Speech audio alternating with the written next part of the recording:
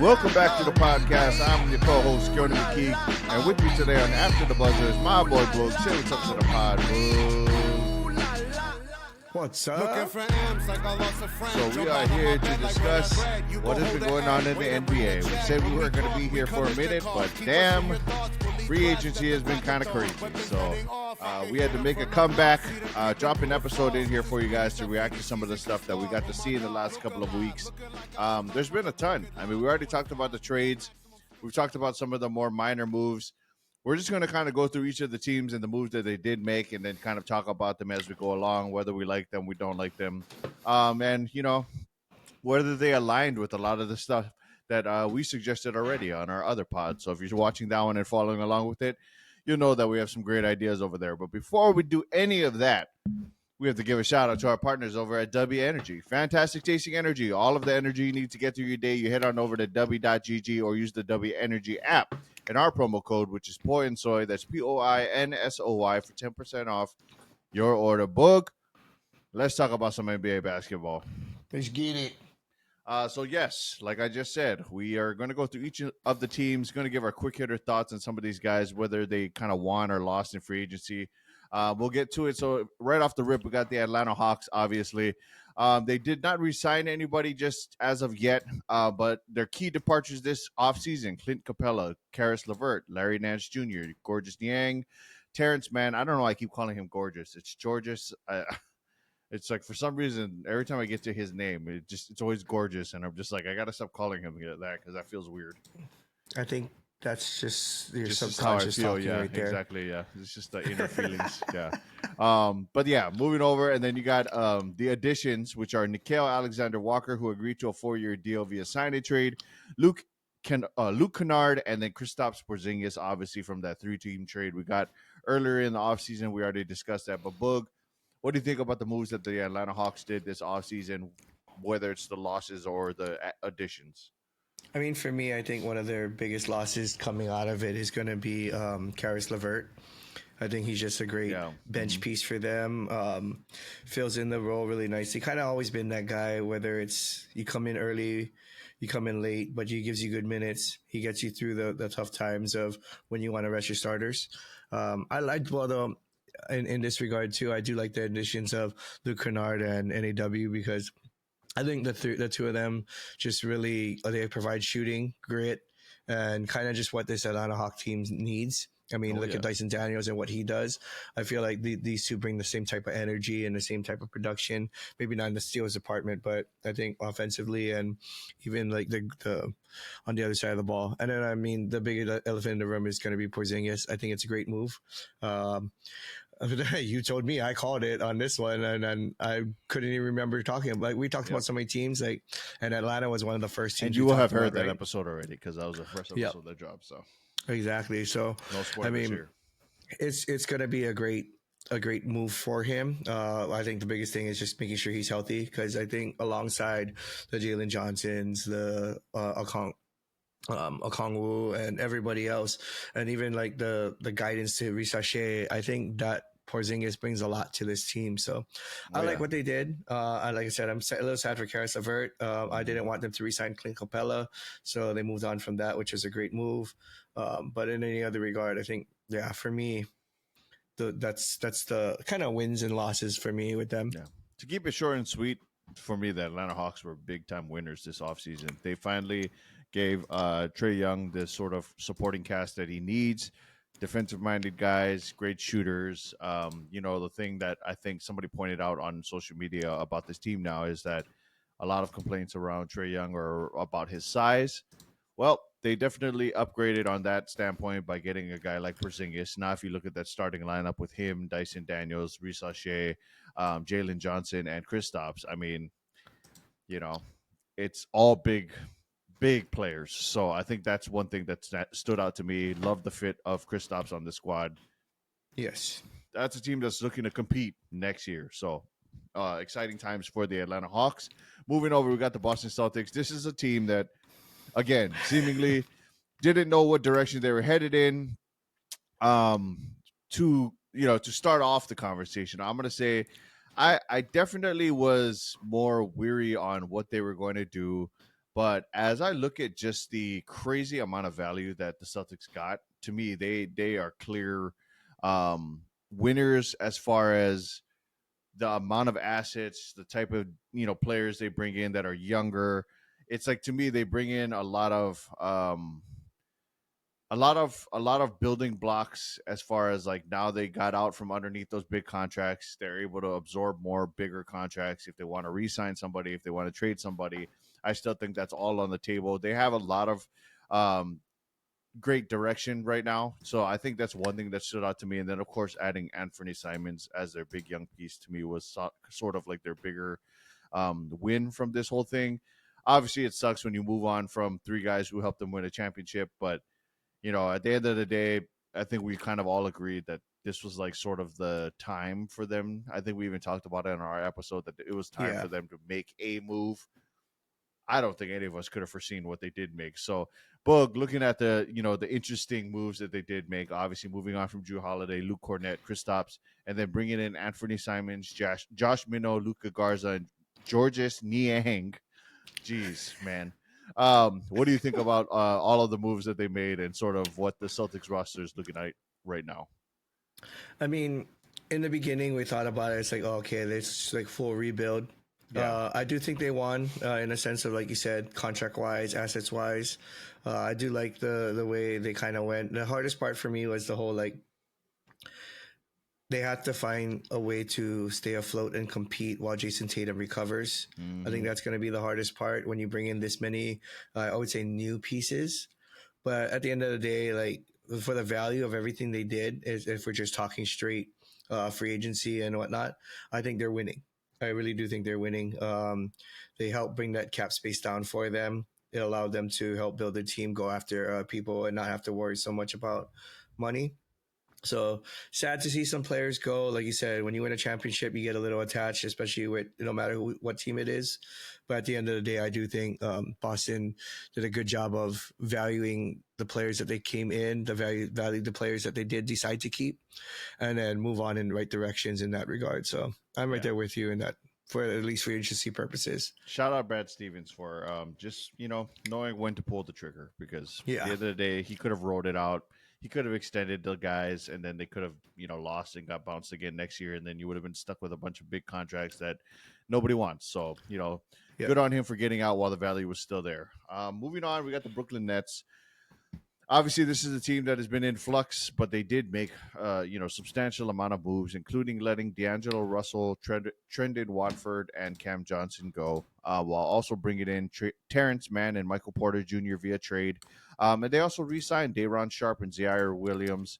Boog, thoughts, opinions on the Brooklyn Nets and kind of what they're building. Obviously, they also had a pretty solid draft, bringing in four other players via that, or four other players. I forgot. No, five. Yeah. They used all five. Oh, yeah, that's right. They used all five. I forgot they traded for one more. So, yeah, you're right. They had 5 picks, heading into this draft. Thoughts, opinions, Brooklyn Nets? I like that they went out and they got somebody like Michael Porter Jr. For me, like I thought that was a great move. Moving on from Cam Thomas and I knew you were going to like that because I really like Cam Johnson. Yeah. But for me, I think the hardest part was and if you listen to all our episodes as we go through this, me and Keoni we're very confused by it a bit, but I would say the 5 draft picks, I feel like they just could have got so much more draft value for. They could have gone and got a superstar. It's surprising to see they use all 5. They made some pretty good picks with them, so I'll give them that. Mm-hmm. But at the same time, this is not going to be a win now team, in my opinion. Like which is sad because some of these young pieces are starting to play like really good ball, right? You bring in MPJ, you have the Nick Claxtons, like. Yeah, those type of players. Even Terrence Mann is kind of, I would say, not on the young side. So, but Boston's just heading in the right direction. I think they're doing a great job in that regard. I just would have loved to see them have like a bigger centerpiece to build around to have them relevant right now. Yeah. So. Free agency wise, I mean, them, they have all the assets in the world. They brought in some good pieces, but I don't think they moved the needle for me at all, whether they won or they lost. I think they win because they had a bajillion picks and they used them all for the youth purposes. They got MPJ, but I also think they lose because they missed out on great opportunities to get to give away trade away those picks for some big name star. Yeah, I think that's the big thing that I was gonna say too. Is I don't necessarily think that they're losers. I think that it's to me. I really love the swap of Cam Johnson and Michael Porter. I think Cam Johnson will be great with the Nuggets. A little bit more consistent than Michael Porter. Is better as more of a spot up guy than he is, anything else anyway. Also love the addition of Michael Porter because I feel like he's a guy who has some untapped potential. Maybe if he's the scoring guy, the number one, he might, show out something a little bit better than what we've seen thus far. I think this is going to be a great fit for him as far as like a young up and coming squad. I also like that they kept Claxton in all of this, just because I really liked that fit. But I agree with you. Would have loved for them to have maybe, utilize some of those picks. Maybe even because I feel like there was 2 or 3 rumors out there that now looking back at it, it's like, why didn't they pull the trigger? Especially if they were already planning on trading Cam Johnson. Cam Johnson's value was probably at its highest during that point because there were a lot of teams that were interested in him. They had the opportunity to move up to maybe like number 4 or 5, and then you could have got like an Ace Bailey or, I just feel like, or better yet, you could have got one of the top point guards in this draft. Like, not to say Igor Demin wasn't a solid prospect, but everybody knows he's a project, and you drafted him a lot higher than a lot of people had him going anyway. If he turns out to be a beast, this could all be for naught, and maybe you finally have your point guard of the future. You throw him in there with MPJ and Claxton, and maybe that's your big 3 going forward. Really like the re-signing of Day'Ron Sharpe and Zaire Williams. I think they're both solid pieces for this team. Just would have liked them to make one big swing. I agree with you. Yeah, that would have been our probably our biggest hang up with this team thus far. Yeah, I agree. And who knows? Maybe it still can, appear out of nowhere. Supposedly there's, rumors around the Houston Rockets and that trade with Kevin Durant and how it might expand to a 7-team trade that will include the Brooklyn Nets. So they got a lot of money. They got a lot of assets. Like maybe something weird comes out of that, Looking at the Charlotte Hornets next, they re-signed Trey Mann to a 3-year deal. They brought in Pat Connaughton via a trade. I believe it was just a couple of picks, second-round picks. Spencer Dinwiddie did sign on a 1-year deal. Mason Plumlee also brought in on a 1-year deal. And then Colin Sexton was traded from the Jazz. The departures obviously being Yusuf Nurkic, who was traded to the Jazz, and then Mark Williams, who was traded to the Suns. Looking at this Hornets roster, I can't recall who they drafted. Con Canoople. Never mind. Because I was just trying to think. I was like, did they bring in a new center for this team, or did they just trade away all of their centers? Because they traded away all their centers. Now they have now they have no centers. So Boog, looking at the team, do you love all the things that they did, or? I mean, you can trade away all your centers. I'm not the biggest fan of that, but I did like the drafting of Con. I do like the fact that they were able to get Colin Sexton and Spencer Dinwiddie. I think they're 2 solid, two stud players to play behind the starters in Melo and Brandon Miller. So for me, I like those, but I want to hope that they're not done in a sense of they need to go get a big man. Not sure who they're going to go get. No, trust me, it's funny because I was looking at their depth chart and whatnot. I was like, oh, okay, they have Ryan Kalkbrenner and Musa Diabate. And I was like, they have Mason Plumlee. There should be 5. No, but I mean, for a team that doesn't look like a win now team, honestly, Mason Plumlee is a good filler.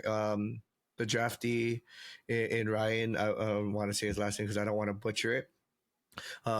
I think if they're trying to build with this team, I think that's going to be amazing. Con and him will get their good amount of rookie minutes. They also play behind him. He has Diabate and he has Plumlee, who's been a journeyman and always he's a fellow Duke player. So him and Con will have a lot to bond about. And I mean, you can't not love what they did because they needed to make moves, but you kind of hate the fact that, I mean, they got off of Nurkic, which is one good thing because we all when we talk about it during the season, we talked about how he was with the Suns and that he ended up here and he wasn't even going to play anyway because Mark Williams was there. But then you trade away both of them and then you leave your team with no true big, like no experienced big in that regard of a starter status. And that's just the mind-boggling part to me. If I have to weigh what happened, I think they lose in this regard. Like I said, I love that. My only like saving grace to say like I would have to debate about it was drafting Khan when they got him and the ability of the things that he has that he's going to bring to this team and the bright future that he has. But for me, they 100% lose. Yeah, I mean, short and sweet. The Hornets be horneting. So yeah, basically that's the best way to put it. Terrible offseason for them. So moving on to the Chicago Bulls, who I mean, I'll go first. Chicago Bulls thing too. They're losers. They're doing Chicago Bulls things too. Yeah, it's like Chicago Bulls doing Chicago Bullsy things as well. I will say I do love the addition of bringing in Trey Jones. Again, yes, re-signing him to a deal.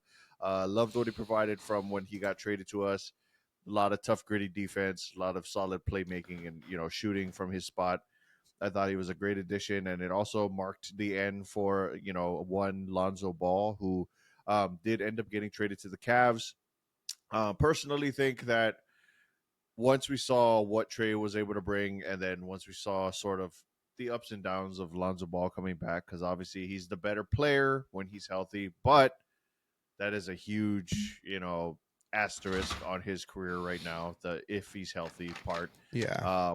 And I loved his play. Would have loved for him to be there as a leadership guy, which you'll know if you've seen my little reel on Instagram. But at the end of the day, it made sense when we signed Trey that Lonzo was going to get traded. Just wish of really my only complaint about that whole trade was just not getting more value out of him. I didn't mind the guy we got. I actually like Isaac Okoro. I think he's a solid player. I actually really like what he does for this team. Think he can be a great addition. Just didn't understand why we couldn't have gotten some second-round picks, anything from the Cavs along with Isaac Okoro. Like, because there's a one-for-one, right? It's literally a one-for-one. So a one-for-one where a one-for-one where he is not only getting paid less technically because he's on an expiring deal this year, but we're bringing in the 2-year deal, which is more money, and also it's not much more money. It's like 1 million more, which I mean, obviously, $1 million is a lot of money, but in terms of NBA, in like, NBA terms, of what it means, nothing. That's pennies on the dollar. But I was just like, yeah, it's like $1 million more, and it's 1 more year. He is obviously younger, so there's that. And he plays, so that's the other thing. To put it in full perspective, though, just hate that Lonzo Ball had to be traded when he could have been traded for much more value. Like I had mentioned in that reel, on the table was Marcus Smart and a first-round pick from the Grizzlies before they ended up trading him to the Wizards. Yeah, they didn't feel like that was enough. Then they waited. And here we are. Now we're at the end. They apparently there was also a deal on the table during the draft. I believe it was with the Nets. It might have been with the Nets and somebody else, but either way, it would have included some of those later picks. Which, again, why don't we pull the trigger on that? So, absolutely cannot stand our front office right now. They're like legitimately drive me into a wall because they do not value draft picks, nor do they care about bringing in any sort of value. The only thing that's saving them is literally just the players that they bring in just happen to be high character guys. But you can bring in high character guys and also get picks. I don't understand why it's so hard. My gosh. Anyway, Chicago Bulls are a bunch of losers right now. I mean, sure, if we pull off this sign and trade that supposedly we're in talks with for Jonathan Kuminga, I think that would be great. If that ends up happening. But now it sounds like that deal will include Kobe White. So again, 1 step forward, 2 steps back kind of deal. Like, it's not that I don't like Kobe White going in the deal. It's just more so like, are we really going in a direction? We're moving on from one young guy to get another. I don't know. It's just all over the place. Back in the day when it was Vucevic, it seemed a lot better and it was more on the table for me. But now I'm just kind of like, Anyway, just venting over here. Just venting. But yeah. Anyway, big L for the Chicago Bulls. Boog, you got any thoughts on them? No, great coverage there. Let's talk Yeah. about the team that Lonzo Yeah. Ball went to now. Yeah, exactly. Talking about the Cleveland Cavaliers, we got Alonzo Ball obviously being traded there. That was their sort of backup plan for Ty Jerome. Ty Jerome did, in fact, after that, end up signing with the Memphis Grizzlies. Not too long after they brought in Lonzo. They also signed Larry Nance Jr. again. Don't know why he even leaves because he keeps either getting. I feel like he keeps getting traded away from the Cavs and then having to come out. This is like the second or third time I feel like he's been on this team. Like he just keeps getting bounced around. But anyway, they lost Ty Jerome and Isaac Okoro, obviously, as we just spoke about. They re-signed Sam Merrill. They brought back in Larry Nance Jr. and they also traded for Lonzo Ball. Thoughts and opinions on the Cleveland Cavaliers thus far? I mean, actually, better yet, before we get into that, your thoughts and opinions on the fact that they have supposedly said they are completely out on any sort of trade for LeBron James. I'm very interested in that. Like, I don't understand why. I think it'd be great. Like we talked about. Yeah. We said that's the one destination, or one of the few destinations that we think made the most sense to get offload assets on top of. Situation seems like it's going to get ugly. Bring LeBron in. Like, I think it would have just been really good in that regard, both sides of the deal, you know? So, yeah. Instead, what did they decide to do? They went to decide to go get a backup point guard in Lonzo Ball, who you don't even know how many minutes he's going to play. You offload Okoro, which I was kind of okay with in this regard because the position that he was playing and the things that he was doing, you have a lot of players in that one area, like the DeAndre Hunters, Max Strus, Dean Wades, that can possibly play that position as well. The resigning of Sam Merrill, I think he did great things for them as it is.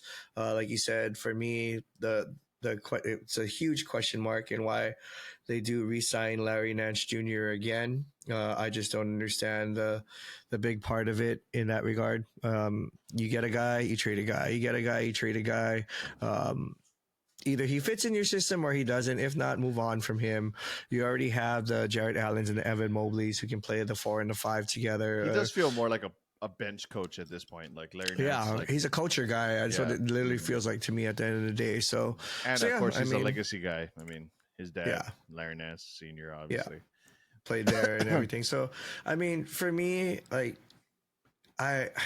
nothing moves the needle. I still think they'll do well in the Eastern Conference. I don't know if it changes the fact of if they win the Eastern Conference or get to that title game or wherever. But I mean, they need to do something else because I feel like they just kind of took away from the depth that got them there. Yeah. If I'm trying to think about it, like.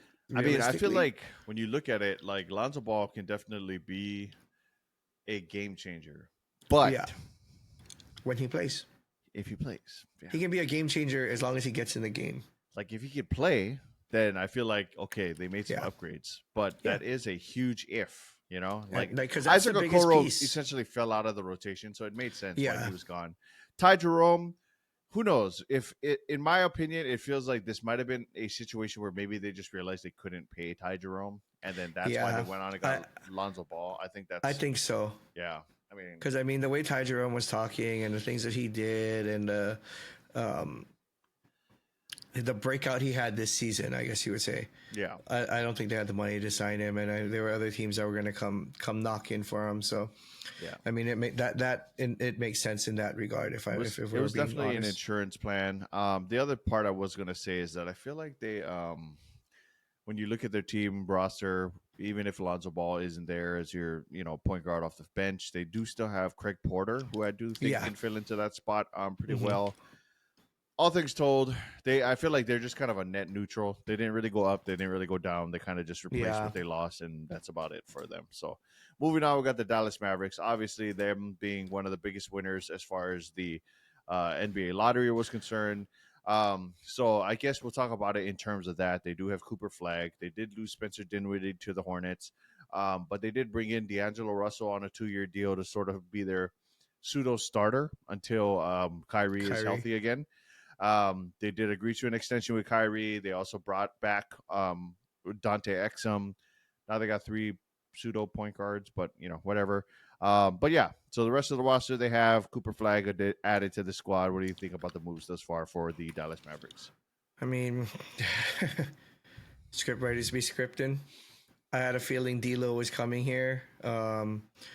With that being said, I mean, I'm kind of sad that they lose Dinwiddie, just because I feel like he was such a good part of that second rotation. But the fact that they used Clay and Max Christie, I think it kind of makes sense because Max Christie kind of did break out again.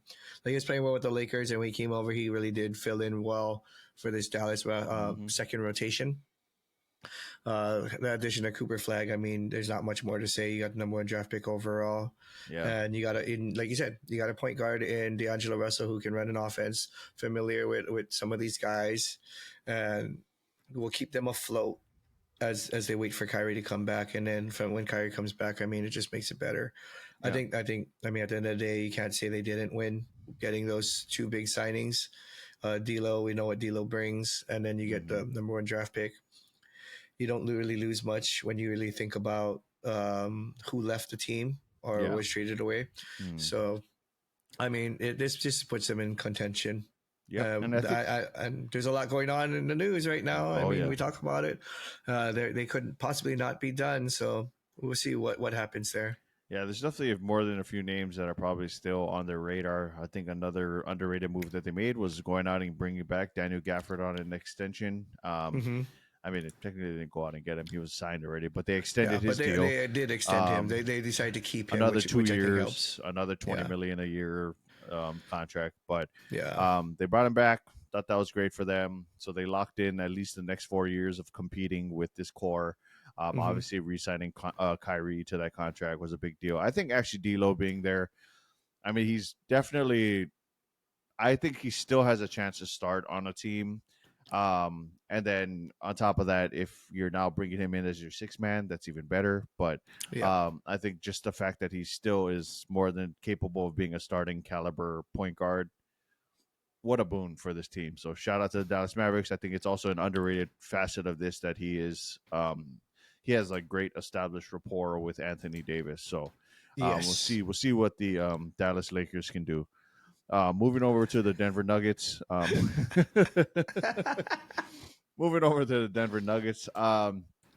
They didn't re-sign anybody. They lost Michael Porter Jr. and Dario Saric. Just unfortunate. Nope. Wait. Sorry. Don't call it a comeback.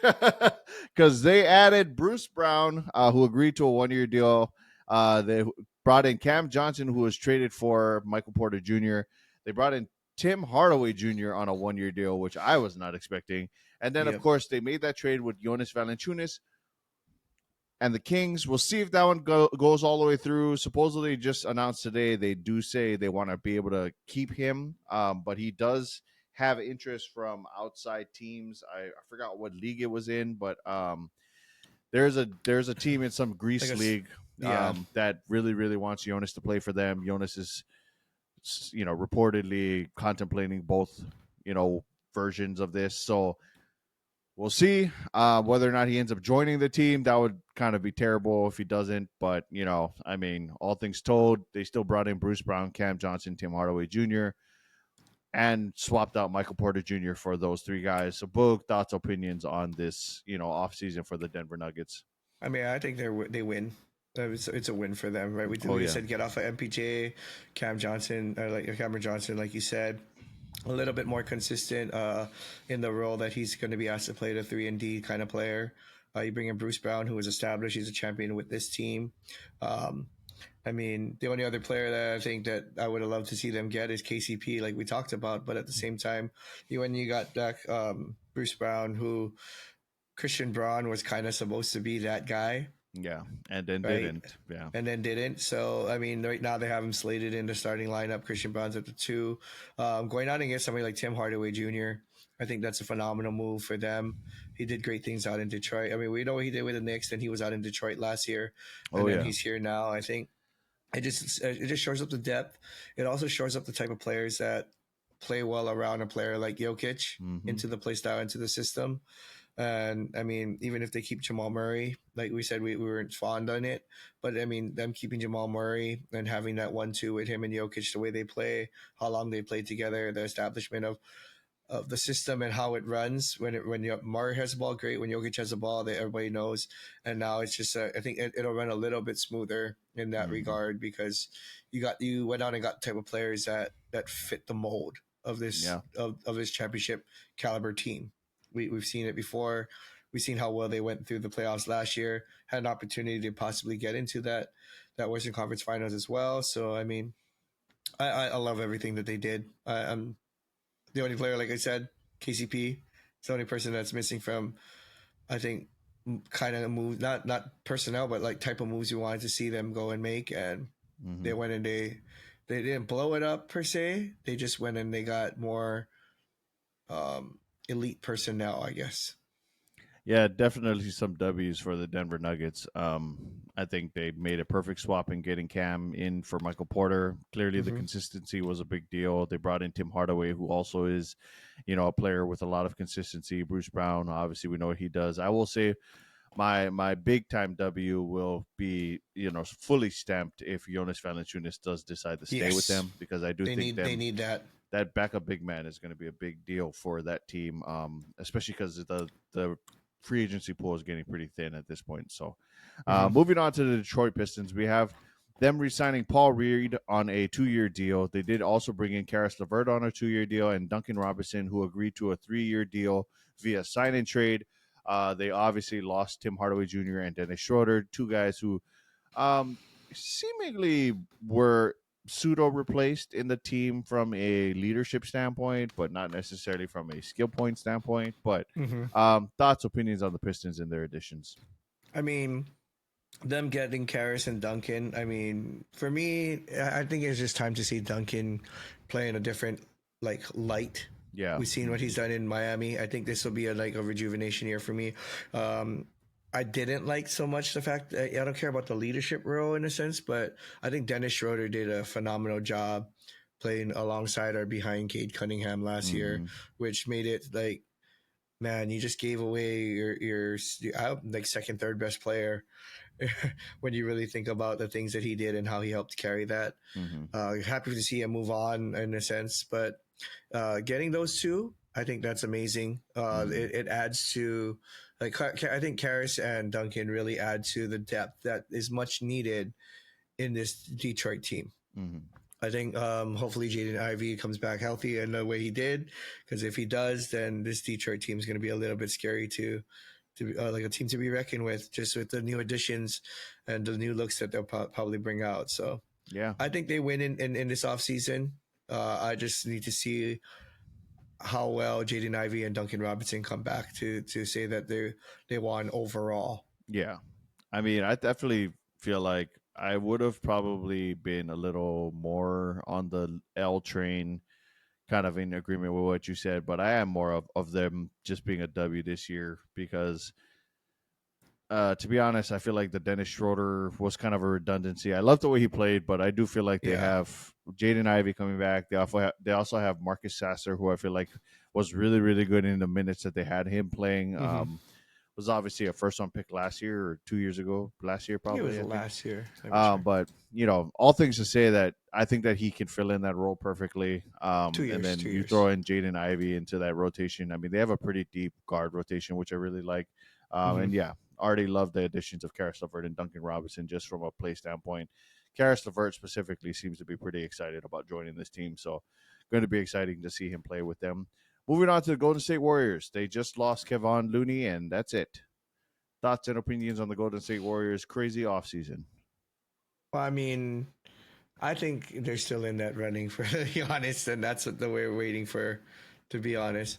Losing Kevon Looney, I think it was kind of one of those, like, I'm okay with him. They're losing him because the only thing that he did for me was bring the chemistry that he had alongside everybody else.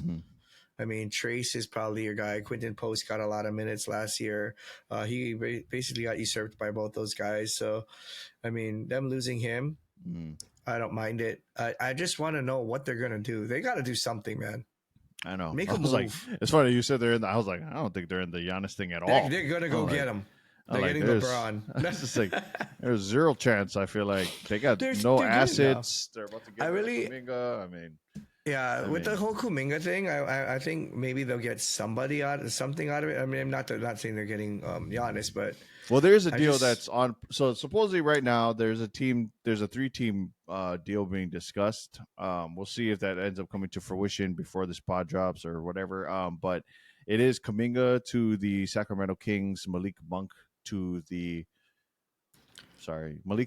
Detroit Pistons, and then I believe it's Dario Saric and Devin Carter to the Golden State Warriors. And then some picks to the Golden State Warriors along with that. Those are the three. That's the three parts of the trade that are being talked about right now. We'll see how much of that becomes true and how much of that ends up happening. But if that's the deal that they end up accepting, yeah, that does not sound appealing for Golden State at all. I was like, if that is the deal they end up accepting, I mean, I like Devin Carter. I think he's actually a pretty good point guard. I think that is something that the Warriors actually do kind of need, as far as like a trade that could be made. But if that is the trade that ends up ultimately falling through, that would be kind of like the worst weird scenario that I could have seen, especially because, as far as I'm concerned, the Bulls offered up Kobe White, so it's like you would Why rather wouldn't you have you would taken rather that, take man? Devin Carter and whatever his name is to Dario Saric, but Dario Saric. All that to say that I think that they've had an L of an offseason. This is a Yeah. team that really needed to make some additions. They still are lacking size. They're still lacking a bench. They have a lot of shooting guards. I feel like at some point you just have to realize that like the trio of Buddy Hield, Podziemski, and Moses Moody all sort of just do the same thing. Yeah. You kind of just have who to does move it on somebody. a more consistent basis. Literally, that's take that one. I mean, and like then I feel like figure at it this out. point they've kind of latched themselves on to Buddy Hield a little bit. So if that is the case, cool.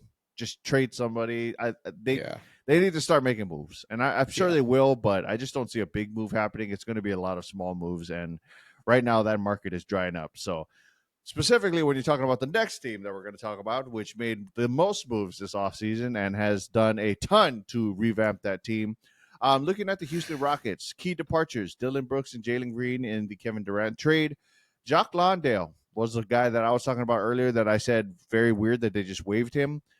Yes. Now is I believe with the Memphis Grizzlies. But Jock Landale was waived by the Houston Rockets. Cam Whitmore was just traded to the Washington Wizards for a couple of second-round picks. Mhm. Again, baffling because he was a 20th overall pick. They traded him for 2 second-rounders. So a lot of promise for that guy. So it was another thing where I was really, the Bulls couldn't have the Bulls couldn't have offered 2 second-round picks for Cam Whitmore. Goodness. Anyway, then you look at their key additions this offseason. Obviously, we'll go to the re-signings first. Re-signing, they obviously extended Steven Adams, Aaron Holiday extended, Jeff Green, Jabari Smith Jr., Jayshawn Tate, and Fred VanVleet. The additions from this offseason, Clint Capella, Kevin Durant, and Dorian Finney-Smith, who agreed to a 4-year deal after the Lakers tried to lie about his leg injury, apparently. So looking at what the Rockets were able to do this offseason and bringing back their entire core and obviously bringing in 3 just very impactful, players to this already star-studded roster. What do you think about the Rockets this year? And do you think that they are the number 1 title contenders this year? I mean, I'd be foolish just saying that they're not. The growth of Amin Thompson, the resurgence of Fred VanVleet, the consistency of Tyrese, and now you have DFS, KD, and Clint Capella that you add to this already like deep, strong roster. I just think, how can you not say that they're number 1 title contenders? Oh yeah, they made the most moves. They made the most logical moves, except for the Cam Whitmore one, I guess you would say, for me, because I mean, now you got 3 deep when it comes to your bigs. You got a definite scorer, like a reliable scorer in KD, and then you have everybody else who just fills their roles. I think if you say they're not a contender, as much as you hate KD or you hate the Rockets, like you're just fooling yourself. I mean, it's just hard to go against that. But I think they get the A like triple plus for their off season work so far. I mean, by far the best off season.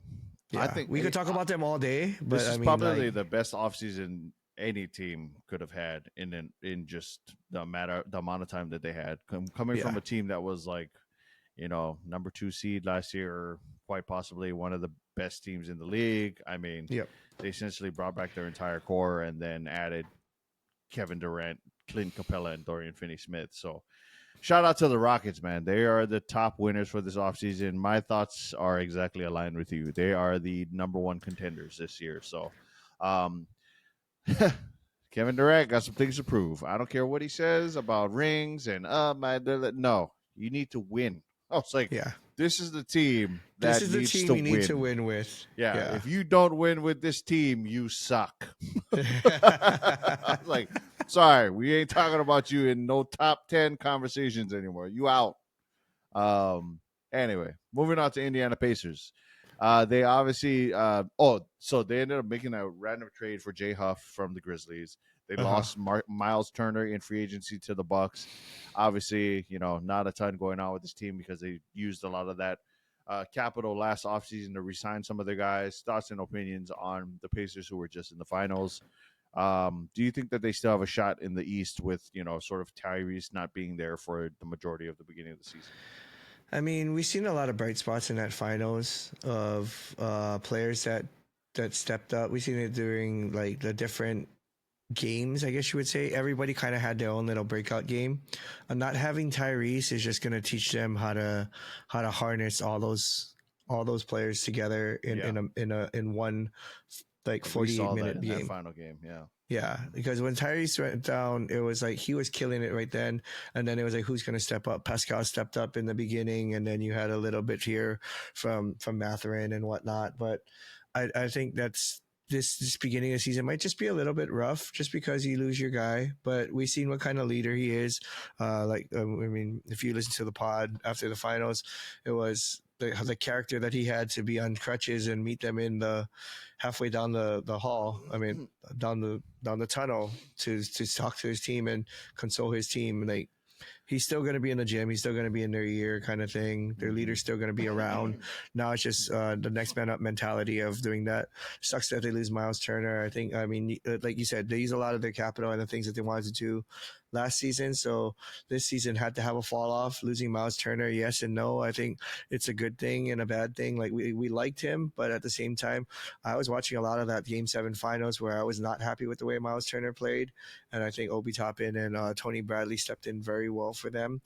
And I think, like, them not matching it as even though he's been there for 10 years, I think it was time for both of them to part ways. I think it was time for him to go about his own way and for them to move on and say, like, there are other guys that we can give opportunities to, especially with Tyrese being out in the beginning. I think they'll search more for a team-based type of center and somebody who can fill a role like that. And I think those three that are left, Isaiah Jackson, Tony Bradley, and Obi Toppin, will be the ones to kind of fill that really well, depending on what kind of system they want to run with in the beginnings. Yeah, I think they're definitely going to have to change up how they play. Just with who's left. My thoughts are that they're probably going to fall pretty far down the Eastern Conference a little bit, just because you won't have Tyrese, you won't have Miles Turner. It's going to be a different looking core. Teams are getting better in the East. I just feel like they take a little bit of a dip in the East. My overall encompassing thoughts to kind of wrap this up is really just to say that I really hope that the Indiana Pacers are patient with this core, because you're obviously not going to have a great year this year. So if they get bounced in the first round, I hope that doesn't lead to them just trading away everybody. I hope that they hold on to them heading into the next year and then let everybody get healthy and then bring them back.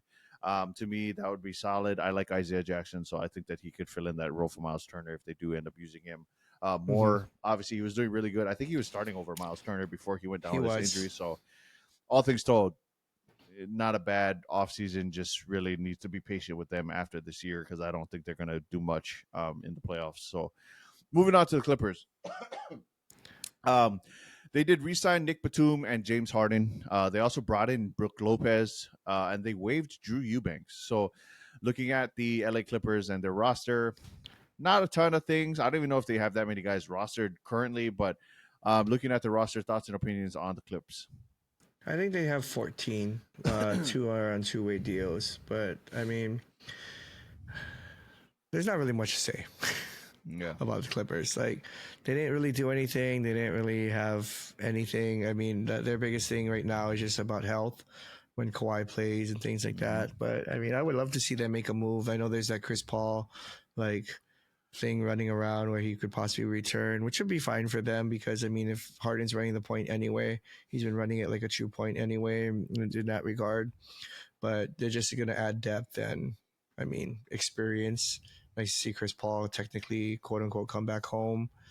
And yeah, other than that, I mean, for me, it's an L because they didn't bring anybody in that moves the needle as far as contenders in the sense of where they finished last year and how they finished in the playoffs. Yeah.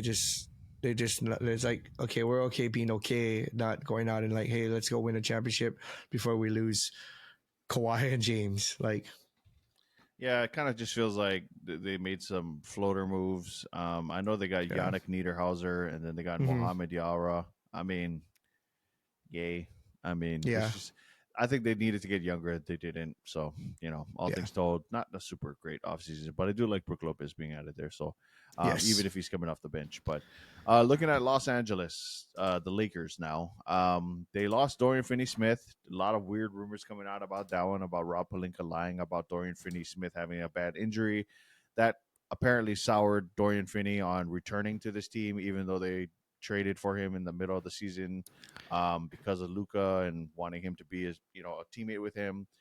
Yeah. Good for him. He ended up going to a situation that was better for him and didn't have a guy lying about his status. So, and then they brought in DeAndre Ayton on a 2-year deal, who was bought out by the Trailblazers, as well as Jake LaRavia, who agreed to a 2-year deal, and then re-signing Jackson Hayes. Jake LaRavia, apparently, they said was the number one guy on their board to sign this offseason. Not sure how true that is, but they said it. So here we are looking at the Los Angeles Lakers. They lost DFS. They bring in those 3 guys. Thoughts and opinions on what the Lakers did this offseason? I mean, as far as news goes, like if you're lying about things, like that's the worst part. I don't know why they even said that though. Like they're like, well, it's like we got Jake LaRavia. He was the guy he was like the number one guy we were targeting. I'm like, he was the number one guy, really? Really, we were like, all the names are on there. You really wanted Jake LaRavia? Let's just come on. Like they said, he was the first call they made. I'm like, all right. Yeah, I'm sure. All right. We know we were trying to get a center over here, bro. Yeah. We know or anybody who had a big time value. Like let's keep it real here.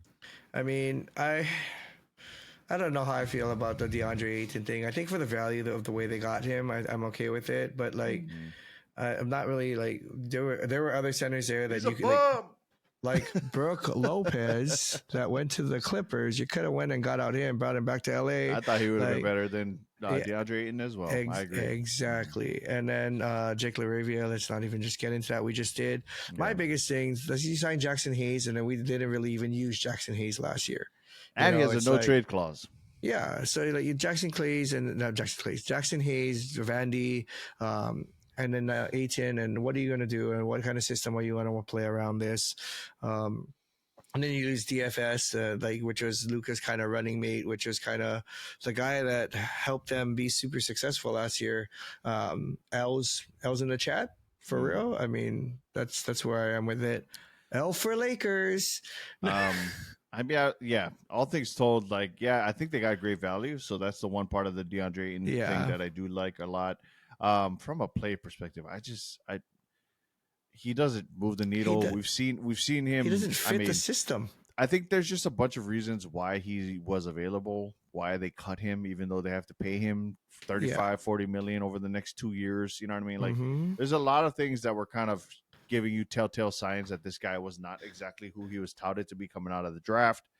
I mean, even us, like, I know we were talking about getting him. I wouldn't have minded because obviously the age is there, but for you guys, I think he trying to fits you contend guys this year. better than he fits us. Exactly. Trying to contend this year is the thing that is why I feel like a lot of guys are blowing this up. Like, oh, they got their big three now. I'm like, is it a big three? I'm like, But is it I was really? like, he's been the starter for how long now, and he's still only averaging 14 and 11. I mean, that's solid, but not, you know what I mean? Like, and on top of that, he had the ball in his hands the majority of the time he was in Portland. So I don't know. Looking over all the deals, I guess they got bigger, so that's one plus to this team. I think the other hanging, looming dark cloud over the squad is just what is going to happen with LeBron James. A ton coming out from that camp, whether or not that guy's going to even stick around. Yep. You know, the back and forth of, championships don't matter, but I'm not going to go back unless they're a championship team. Like, I was like, we'll see. Like the Lakers have to wait. If I'm the Lakers, I'm pulling the trigger on just sending him wherever the hell I want to send him, as long as I get the most assets. Yeah. And at the end of the day, yeah, like I think that's the next move that they have to make in order for them to really truly see what this Luka Doncic core can be. Um, and until that happens, I just can't see DeAndre Ayton and Jake LaRavia moving the needle for you guys No, heading I into this agree. offseason, heading I into this agree. playoff season. So looking at the Memphis Grizzlies, Santi Adama returned on a 3-year deal. Jaren Jackson agreed to that big extension. Cam Spencer returned on a 2-year deal. They also added Cole Anthony and KCP via trade. Ty Jerome agreed to a 3-year deal, and Jock Landale agreed to a deal.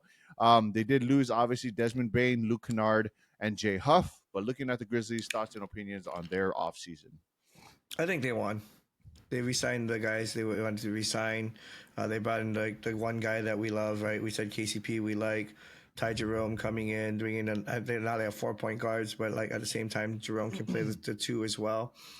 But Cole Anthony, a veteran like that we talked about, we really like the way he plays the game. Sitting with him, Ja, and Scottie Pippen Jr. I think Scottie Pippen Jr.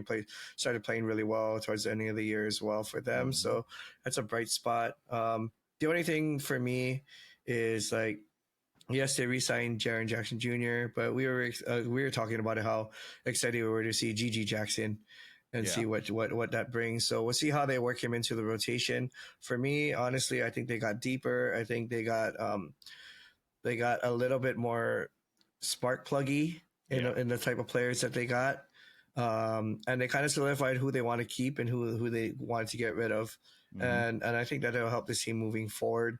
Now it's just about building that chemistry before the beginning of the season and making sure it starts the right way. They're kind of that team, like you said. If they don't do well the first year, I hope they're not like the Pacers where they blow it up. I really hope it's one of those they kind of see through, because these players that they brought in are the type of players that you kind of want to let let let us 1-2 seasons go, and they'll build into great chemistry teams. So Yeah. for me, I think they win. I just want them to take the time to see it through. To add on to that, I think they also made a fantastic selection in Cedric Howard in the draft this season. I think adding Cedric Howard into that starting lineup, because one of the big things I said was sort of my hang up with the squad was just that they don't have a lot of wing depth. They have a lot of guys who are sort of that weird, slow lumbering forward, but they don't have a lot of like wings that can kind of move up and down. They obviously did that by bringing in Cedric Howard. I think him being one of the best defensive players in this entire draft is going to be a boon for them. I think that'll be something that'll be really interesting to see, especially when you have KCP in there in the starting lineup. I'm assuming Jaren Jackson gets to play the 4 now, with Zach Edey being the 5 there for, for the foreseeable future. They obviously brought in Jock Landale to replace what Jay Huff was doing as their backup big. I like Ty Jerome in that second unit. I mean, Cole Anthony and him conceivably could, play together. That 1-2 punch of him and Ty Jerome together as like your, point guard, shooting guard. Gigi Jackson and then Jalen Wells, I think, also being the last two for that second unit, or Santi Aldama or whatever. Either way, great additions this offseason. I'm also going to say they're a W. So moving on to the Miami Heat. They didn't really re-sign anybody. They did add Simone Fontecchio via a trade with the Pistons. I'm not entirely sure if that was like a weird pseudo signing trade for Duncan Robinson. I believe so. I think it was. And then they also got Davion Mitchell to return on a 2-year deal. Not a ton of moves. Looking at the Miami Heat, do you like their prospects of what they did this offseason?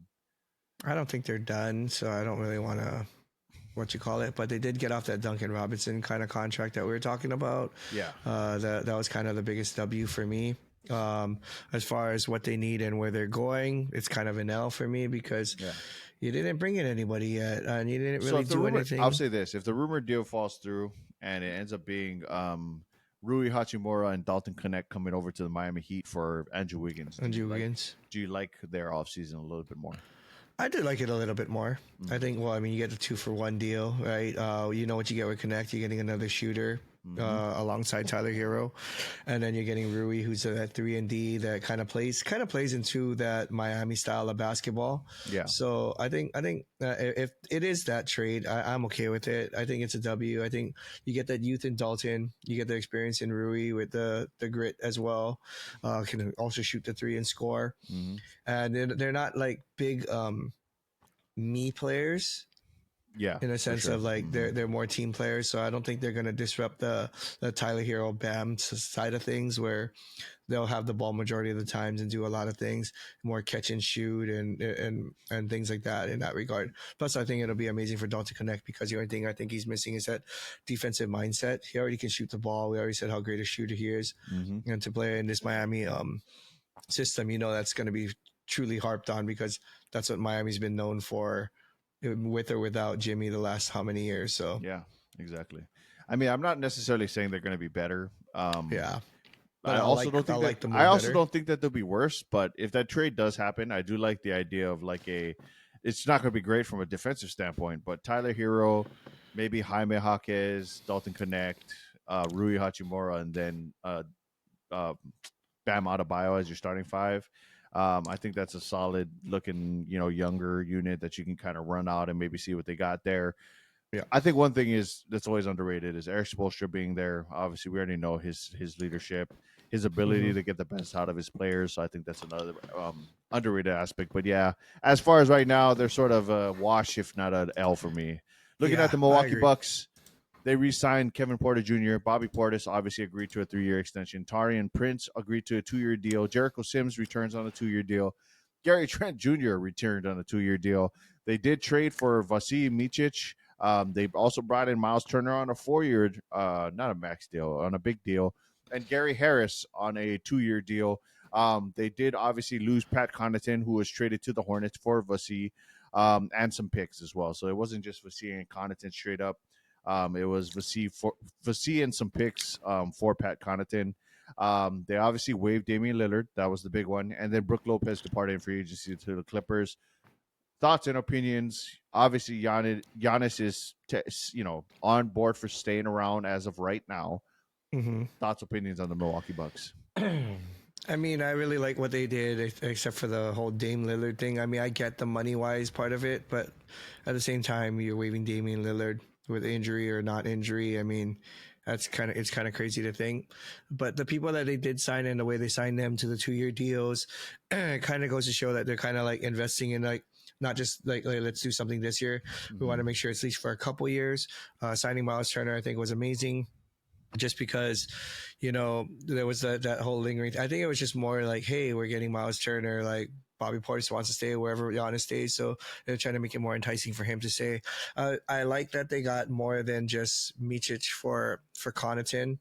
I think if it was straight up, I would have been like, "Nah, what are you guys doing?" But I think the value that you got out of it, the type of player. I mean, we know we talk and love on Pat Connaughton when we talk about the Bucks, but the fact that they were able to go and get Micic and the two second-round draft picks for him, I thought that was amazing. Signing Kevin Porter Jr. kind of solidifies who they want to start at their 1. And I mean, Taurean Prince, the only person that that I'm gonna hate on is the guy they decide to keep. Like if they could just find a way to offload him, I'll be more than 100% happy. Like Giannis at the 3, Portis at the 4, Turner at the 5. That would be ideal, like big starting lineup for me when it comes to this team. But all things told, it's not about the one player; it's about everything that they brought in. I think they did a phenomenal offseason. They did enough, I believe, to make Giannis believe to want to stay and stick out this run through it. So unless somebody else comes knocking, then I really like where Milwaukee went in this regard. They got rid of Brooke, brought in a little bit younger Miles Turner, who kind of does the same thing, just a little more physical and athletic in that regard. Yeah. So I mean, the players that they replaced, the players that they re-signed, really helped A, add to the depth, B, replace players just with a little bit more, um, in what they were losing. So Yeah, I'm okay with it. Yeah, I think they win. I think they definitely added guys that I feel like probably Giannis signed off on. You know what I mean? Guys who he felt like could help him, in those trenches and that sort of stuff. Obviously, losing Brook Lopez does suck because of the sort of leadership stuff, and then obviously what he did in sort of their championship run and all that. But you bring in a Miles Turner who does a lot of, if not more of, the things that he used to do. Is younger. I think that's a really good get for them this offseason. Yes. I was kind of the opposite on the Damian Lillard thing. Like, I love Dame, but I also felt like it was going to be tough to move off of both his and Kuzma's contracts this offseason. They had to make a decision on one of them. He was the way bigger one. It's double what Kuz is getting paid this offseason. I just felt like for both their sakes, riding out this offseason would have really not really helped either of them. Dame wasn't going to come back until maybe playoff time. So all things told, he'll get to do what he wants to do. He was pretty happy about it once he found out the news. I mean, I would be glad for him to join whatever contender he wants to join later on down in the later season. But love the guys that they added. Love the sort of leadership that they brought back. I will also say I don't think that they're done. I do think that a Kuzma move is possibly on the horizon. I would love to see them make a move with like the Utah Jazz, just because that's a team that seemingly is always down to take bad contracts and give pieces. So maybe they can find a move there. Who knows? But that seems like one of those teams. Maybe the Brooklyn Nets, and why not put two inconsistent scorers with him and Michael Porter Jr. together? Anyway, moving on to the Minnesota Timberwolves. They did re-sign Joe Ingles. They brought back Julius Randle on a big 3-year extension. They also got Naz Reid on a 5-year deal.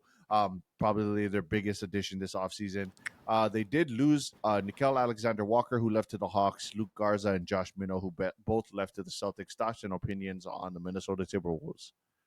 I think they win in a sense of they've re-signed the people that they needed to re-sign. Yes. The pieces that allowed them to be contenders or champion, Western Conference champion, like caliber team. Yeah. I think they did it in that.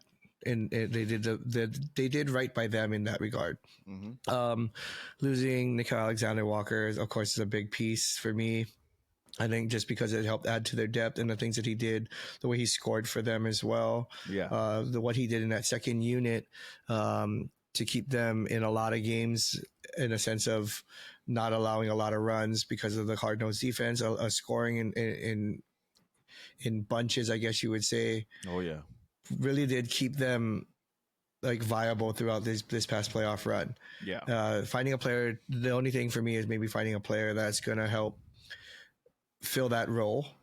We know DiVincenzo but DiVincenzo was there already. Like, I would love to see them replace somebody who can step into that role and help it. I don't think Joe Ingles is that guy anymore.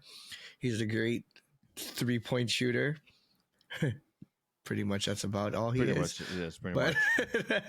But I mean, if they could have found somebody that filled that, I think it would have moved the needle more for me. But as far as offseason, the people that they needed to sign, they signed, and I think that's where I'll leave it. I'll just say they needed to keep Randle and Naz Reid more than anything else, and they went on and they did that, and for me, that's a winning offseason for them because they were the biggest difference makers throughout the playoffs. I love that take, and I'm going to agree wholeheartedly and move on because that was a fantastic breakdown. Thank you. Moving on to the New Orleans Pelicans. Pretty solid additions this offseason and some pretty solid departures if I'm, looking at this in totality. Additions-wise, they did trade for Sadiq Bey from the Wizards. They also agreed on a 2-year deal with Kevon Looney. They obviously traded with Jordan Poole with the Wizards in that deal as well. They moved on from Bruce Brown, who was sort of just taking up money on the contract. CJ McCollum as well. They dumped that contract over to the Wizards. Mm-hmm. And then they also got rid of Kelly Olynyk, who, all things told, older, but didn't really fit sort of where this team is headed now.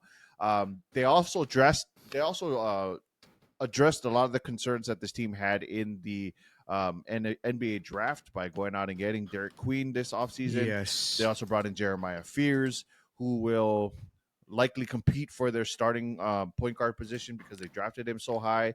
They still have Yves Missi. I mean, looking at the rest of this roster book, thoughts and opinions on what they were able to do with some of the guys that they had and whether or not they had a good offseason this offseason.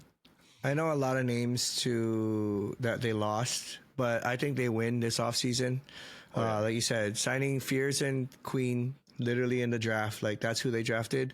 That's so huge. We had if you listen to our pod when we talked about the Jordan Poole Sadiq Bey, like Jordan Poole, we love and hate Jordan Poole. At the end of the day, he's going to be better than CJ McCollum, and the partner that came alongside him with that is Sadiq Bey. I mean, that was one of the guys that we talked so hugely on, and I think that was amazing. I'm 100% with you in the sense of the Kelly Olynyk. He doesn't fit the timeline for them, but I'm just sad because I like the way that guy plays the game. I think he despite the timeline thing, I think he fit the system really well. I think he fits the system better than us Kevon Looney. So I was kind of sad. It was kind of interesting to see them move on from Olenek, but then go and sign somebody like Looney. I think they're just going for somebody who's like he's just about to turn 30. He has that championship experience, got to play with the Warriors alongside good players and help mold them.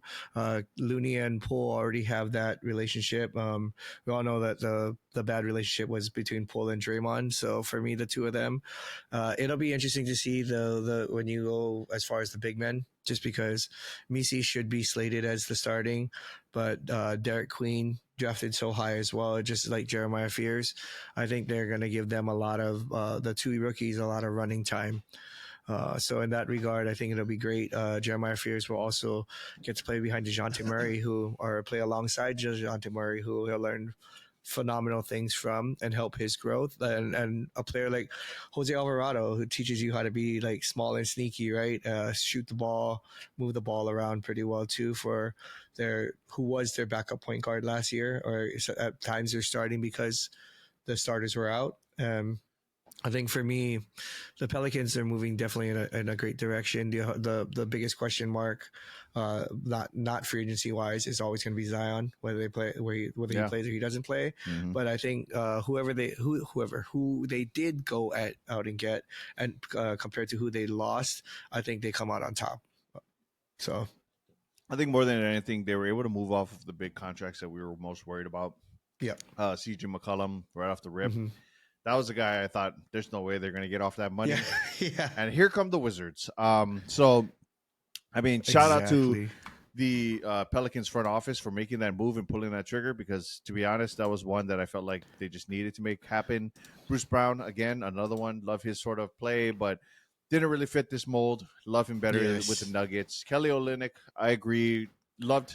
Dude, I do like what he does. I do think that he does a little bit more than Kevon Looney. I think they just really brought in Kevon Looney to be more of a defensive stalwart more than anything. But when you drafted Derek Queen, you pretty much replaced Kelly Olynyk's skill set. I mean, he's not really like known to be like a lob threat or much of anything else. He's just sort of like a pseudo scorer, can kind of be a rim deterrent, does a lot of those things.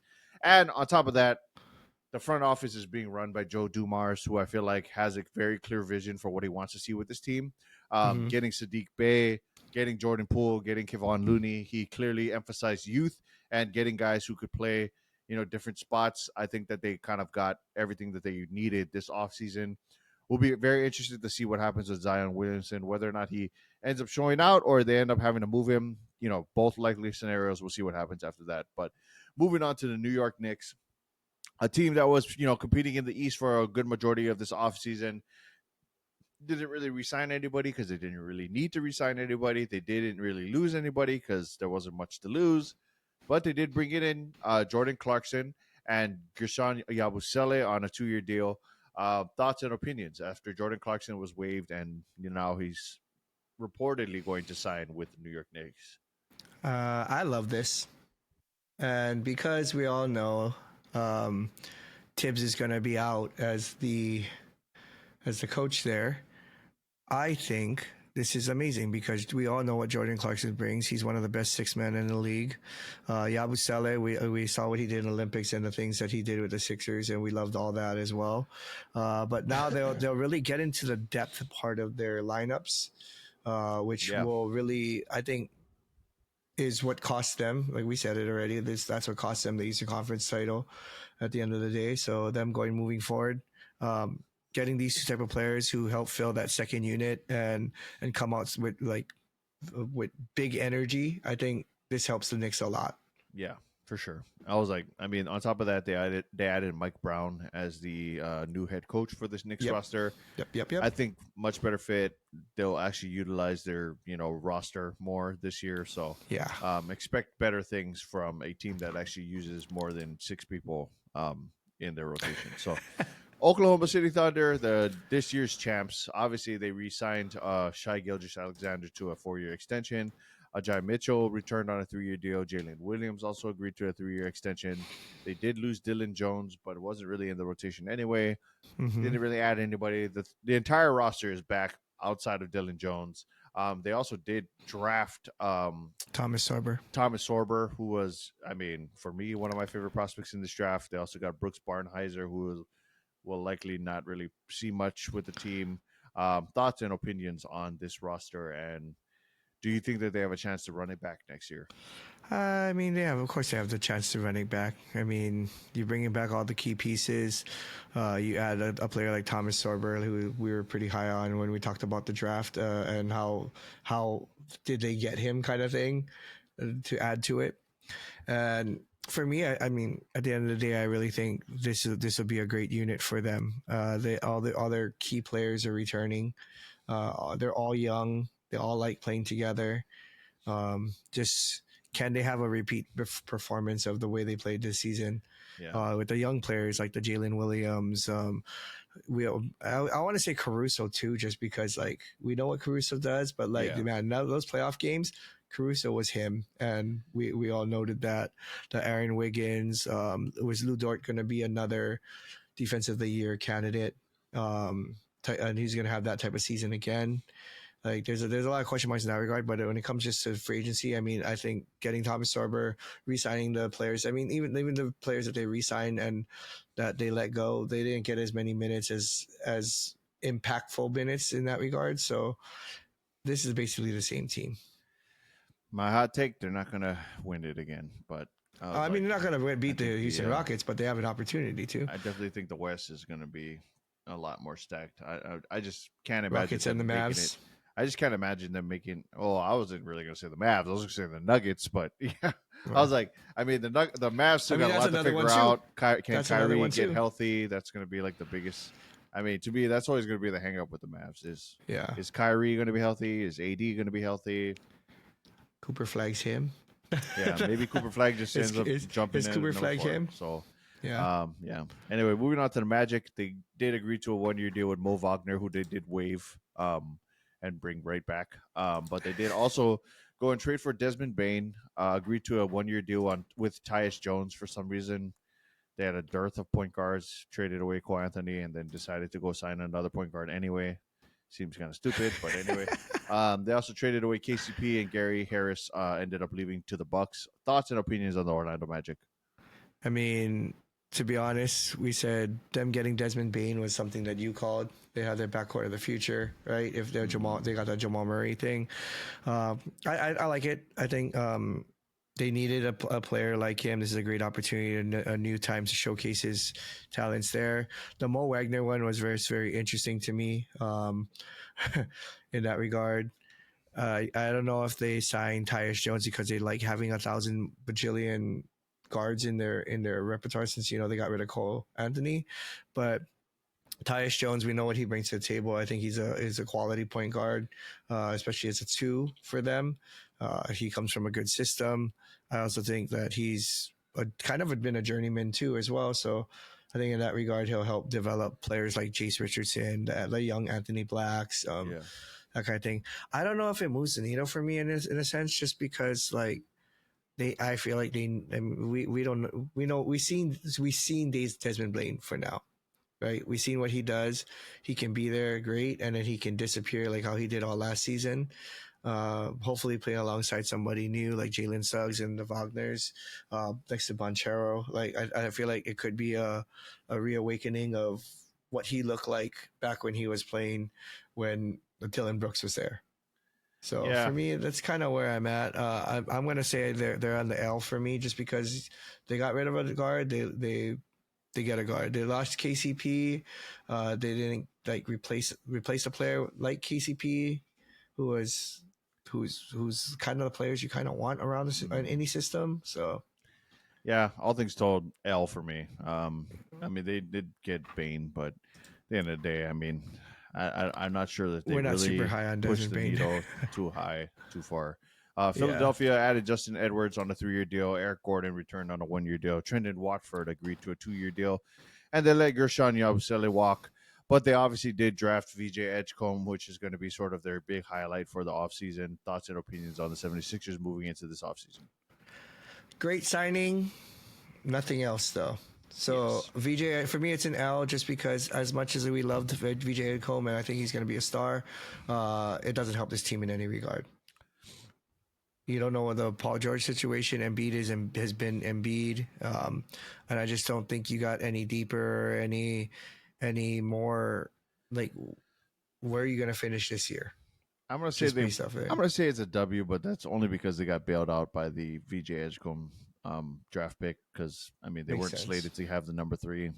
They ended up getting VJ or Yeah. number 2. What was it? I forgot what they had this year. 3. Yeah, three. 3. So they had 3. They got bailed out getting VJ. I mean, I like VJ a lot, so I think it's a W in the sense that they did get somebody who will play good in their starting Mm-hmm. lineup, but they got bailed out. So the Phoenix Yeah. Suns, they re-signed Colin Gillespie. They obviously made the big trade for Kevin Durant, so they brought in Jalen Green and Dylan Brooks in that trade. They also traded for Mark Williams from the Hornets. They also agreed to a deal with Nigel Hayes Davis. Obviously, looking at the departures, a lot of names on there: Mason Plumlee, Vasim Mičić, Cody Martin, Tyus Jones, and Kevin Durant. Thoughts and opinions on the Suns roster, who is still actively looking for a trade for Bradley Beal? Yeah. I I'm so torn about this. Like, I love how they got off the KD contract. They brought in Dylan Brooks, so I think it's gonna be phenomenal. Jalen Green, I think we said we've probably fit here really well with Book and everybody. For me, I think this offseason, I think they have a W. The only thing that would make it a very confident W is if they get off Bradley Beal.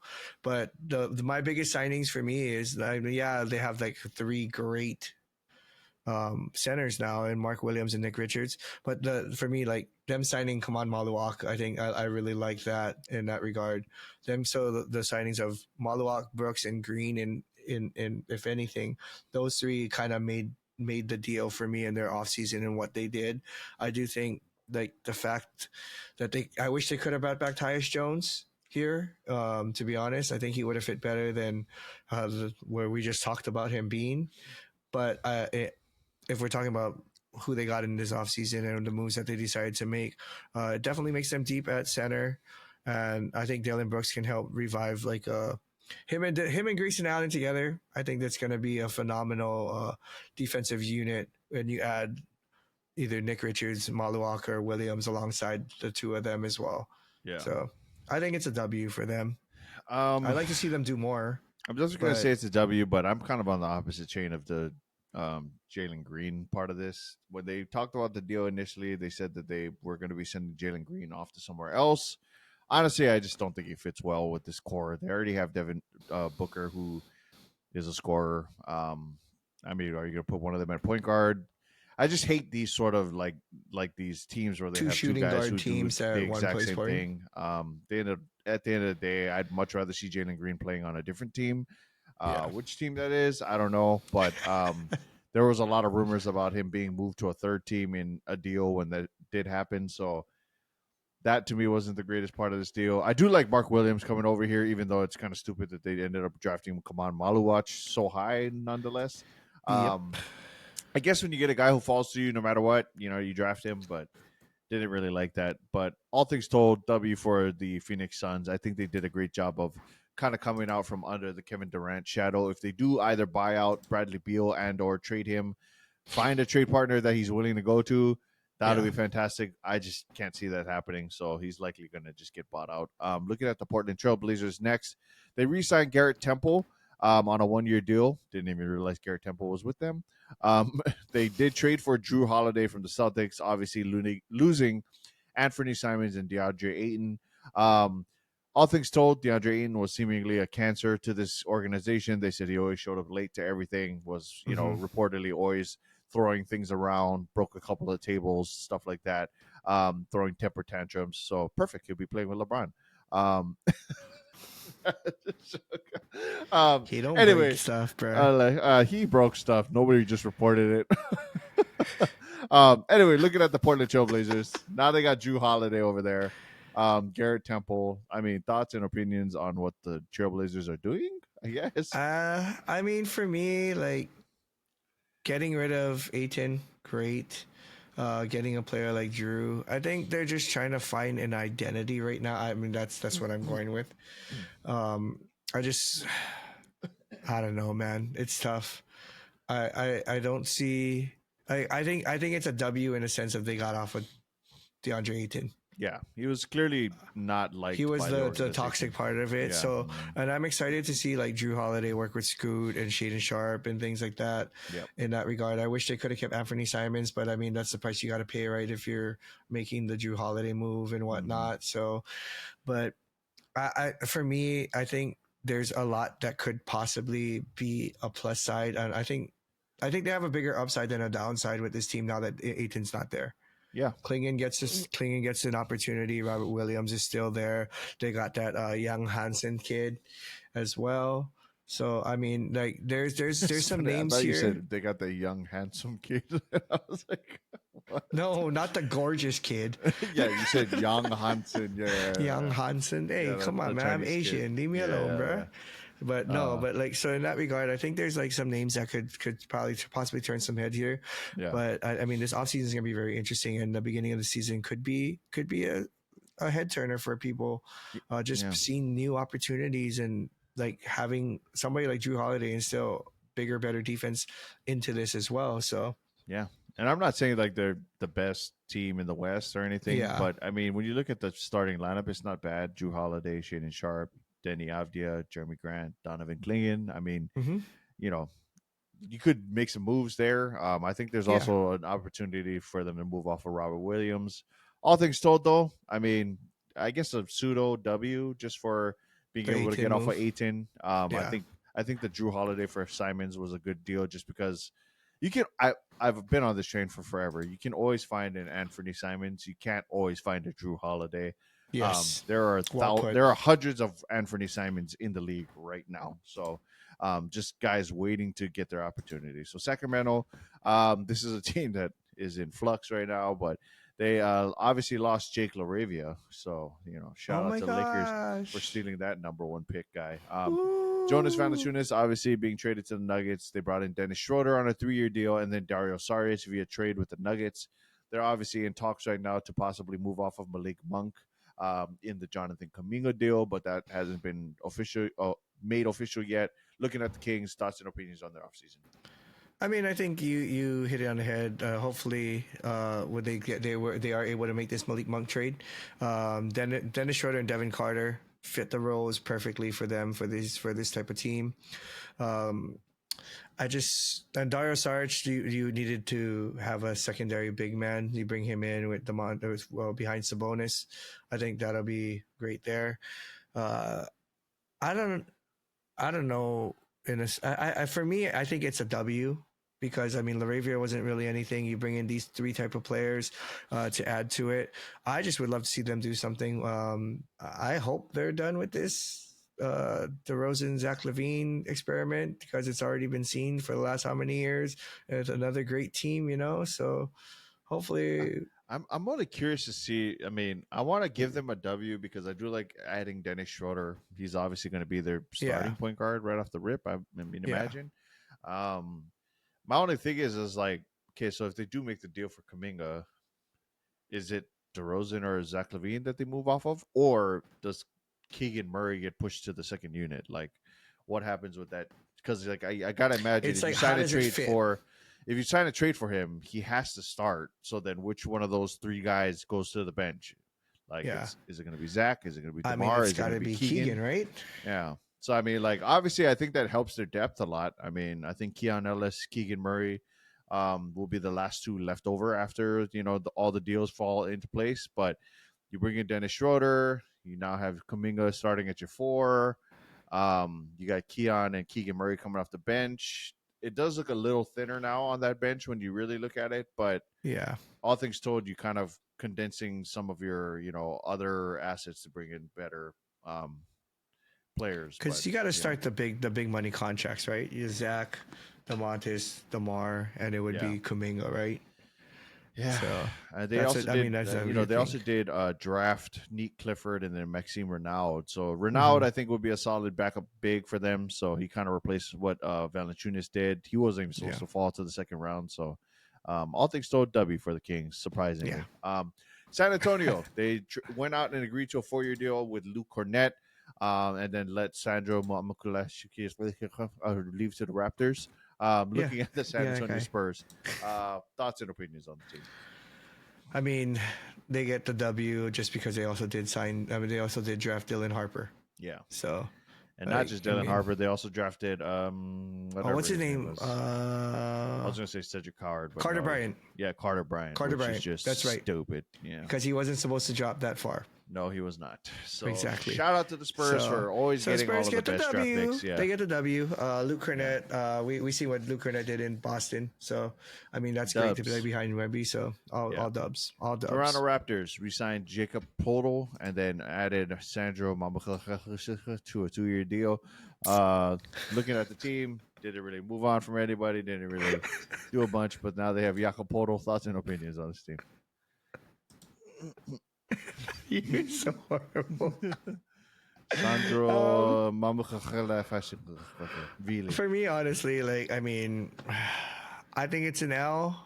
I just think they could have went and got somebody. I mean, I like Poto, but Yeah. they could have got anybody else. They don't make any moves to add to like. I like their starting four in quickly Ingram, Barrett, and Barnes. But what you want to get a fifth, right? And then you can put Poto on, like sign Poto to small, put him on the bench, whatever. Just it's an L by for them not going out and trying to get anything better. Yeah. And double L for grabbing Colin Murray Boyles and then immediately having him say F on camera. So you got the wrong guy, bruh. Yeah, you definitely grabbed the wrong guy. Next time, maybe don't surprise the guy that you draft. Utah Jazz. They ended up adding Like Yusuf this guy? Nurkic via trade.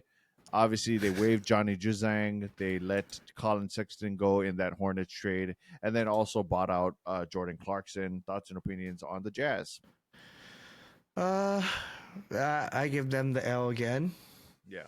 They did get Ace Bailey, but that's another guy that we just talked about that was not very happy about the destination that he ended up at. So that's another headache that you're going to have to deal with, buddy. And at the end of the day, just be happy to be in the NBA. Just saying.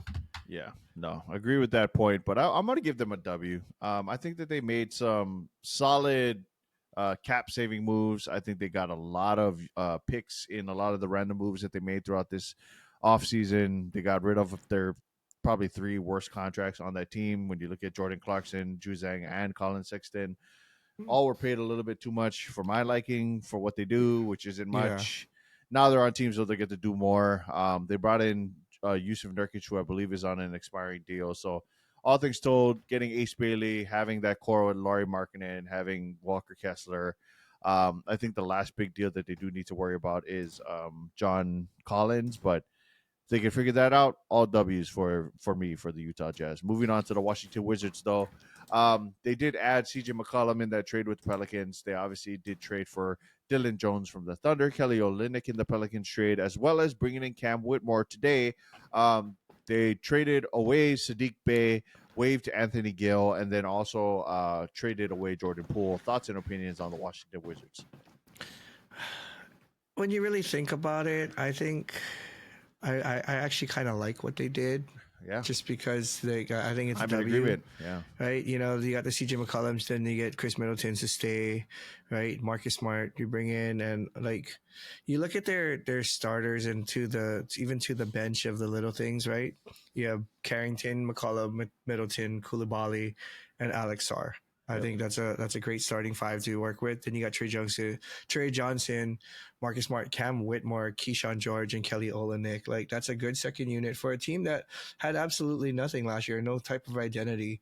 I think this offseason they brought in maybe not the championship winning moves, but moves in the right direction to help the organization get back on track. So for me, I love what they did here. I love the players that they have and like the way they're starting to move forward with this. Yeah. They got out of Jordan Poole, which we already knew like was the cancer for this team with Kuz, and I just think it's kind of a nice fresh start here for them to build alongside Alex Sarr.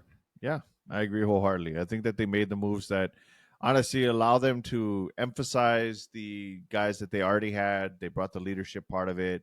A lot of great locker room guys in this team right now. 100%. All things told, I mean, it's a big W for me for the Wizards, which is surprising because you wouldn't think I'd say that ever about the Wizards, especially when you're looking at the deals. But they have a direction, so I think that's one of the biggest Ws. Yes, I think that's the biggest thing right there. Exactly. So, all things told, I think that'll do it for this episode. It was a bit of a longer one today, but we had to talk about every team, and there was a lot of moves made in the last couple of weeks. But, Boog, do you have any last-minute thoughts on any of the teams we talked about today?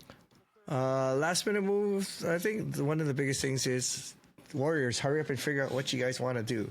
I think they're one of the few teams that we talked about today that is more surprising that they haven't done anything yet. And as I opened the ESPN to see if anything new was coming, the Warriors are playing the Lakers. So those are the two teams that need to figure their life out. And yeah. Come on, Bulls. You're talking about in the kind. Yeah. I mean, yeah. The summer league. I mean, it's funny because I was like, when it comes to the Bulls, I guess technically speaking, they have their whole core, so it's not like they're needing to make moves. They're just, I guess, running it back with what they had last year. Do I agree with it? No. Do I love it? No. But here we are. Also waited way too long to move off of Nikola Vucevic, and it sounds like that's a possible buyout candidate. So we'll see if that ends up happening this offseason as well. So that's my last thoughts. He's going to the Suns because they need more centers. Honestly, I mean, it probably will work out for a team like the Lakers because then you guys end up getting Vooch on a minimum. So exactly. All things told, though, I mean, it'll be interesting to see what happens with all of those teams. But I think that'll do it for this episode of After the Buzzer. And we will get to probably more of our thoughts as more moves get made, if there is any moves. I don't want to say bye for the summer because we keep saying that and then something else happens. So maybe we'll be back again. But anyway, it has been a pleasure. It's been a joy from all of us here at Poi N Soy. Bang, bang.